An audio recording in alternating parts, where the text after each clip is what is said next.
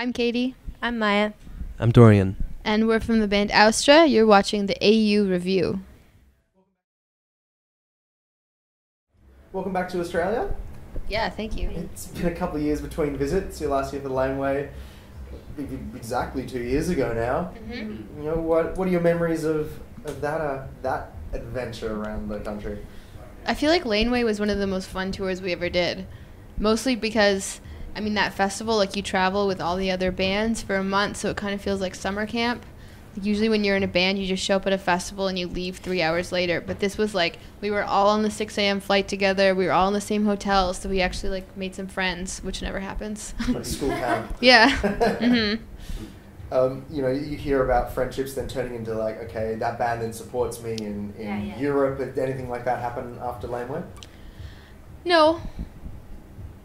No. We made friends, but yeah. Yeah, we didn't tour with any of the bands. I found the coolest part about Laneway was kind of like getting to know bands that you never really paid attention to. Like, for example, I'm Canadian, and I never actually listened to Feist. But, because I was always like, oh, she's just like kind of whatever, boring folk music. But then after seeing her play at Laneway like 5 times, I became totally obsessed with her music. And now I follow her, and, you know, we're kind of friends, I think. Maybe. Mm-hmm. Canadian companions. Yeah. Since your last Australian tour, you've released a new record, and since it's your first Australian tour, since the record, we need to talk about it. But it has been a while since it's been out. You know how 6, 7, 8 months later, how long it's been. You know, how are you feeling about Olympia?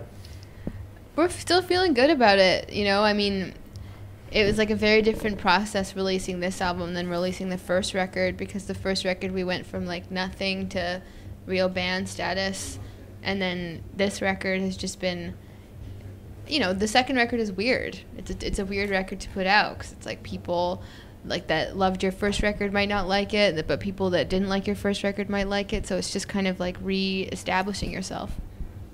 And I know you've kind of said in the past that, you know, this was the first chance that you've had to make a record in a record-making environment, not in a basement or at home. Mm-hmm.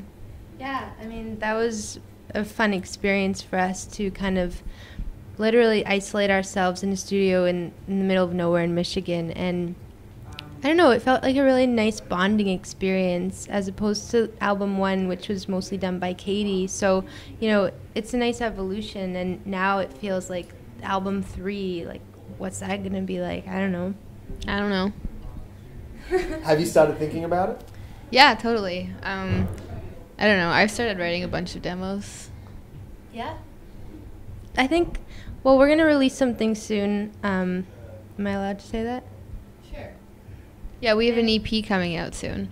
Yeah, so with this, I mean, we've been writing some new material that's a little bit outside of that normal Austra formula, but not such a huge departure that's, I mean, I don't know, maybe it will freak people out, I don't know, but we're starting to inch away from maybe these ideas of what Austra is into a new realm, I think. There must come a point you want to freak people out a little bit. Yeah, well, I think the thing with Olympia was that it was almost like we wanted to essentially make more of a pop record, or just like more of a like accessible record in a way, but I kind of feel like it almost backfired. Like, we ended up making like a kind of a more introspective record than the first album was. But, you know, that said, I think like making that your ultimate goal, I think we've rested that idea, and now we're getting a lot more into like experimenting and just making stuff a bit weirder. Mm-hmm. At more glockenspiel. No more glockenspiel. Exact opposite. Yeah. Mm-hmm. So you haven't kicked off your Australian tour yet. Your first show is tomorrow in Adelaide, and you know, what can we expect from these run of shows? We've done a huge revamp of technology. We're That's Dorian's that's job. my world. Yeah. We're playing with computers now. We're integrating with that stuff. Yeah, we're touring. We're 4 people on stage now. Last time we were here, we were 6 people, so that's different. Yeah, it's like, I guess because with Olympia, a lot of the music translates better to actually play it live, where with Feel a Break, a lot of the stuff was just like production and beats. So we kind of, we used to have 2 backup singers, and it was more of like a visual spectacle, whereas now with these new songs, it's kind of more fun to like actually just be a band and play them on stage. So, I mean, I imagine there's still a visual element to it, though. Yeah. Well, there was.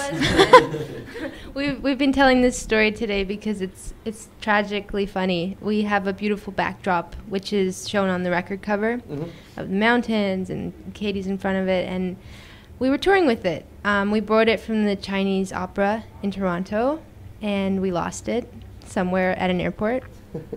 So we had it remade with new materials, and that was lost by an airline. So unfortunately, we don't have our backdrop anymore.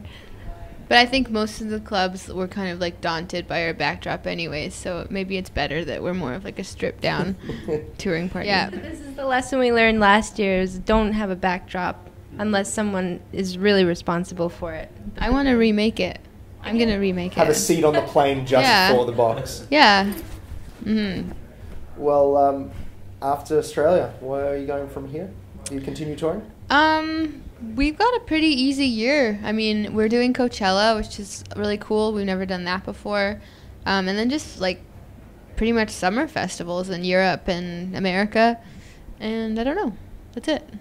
Will you be front and center for Outkast I don't know. Yeah, maybe. I don't know. I think it'd be cool to see them play.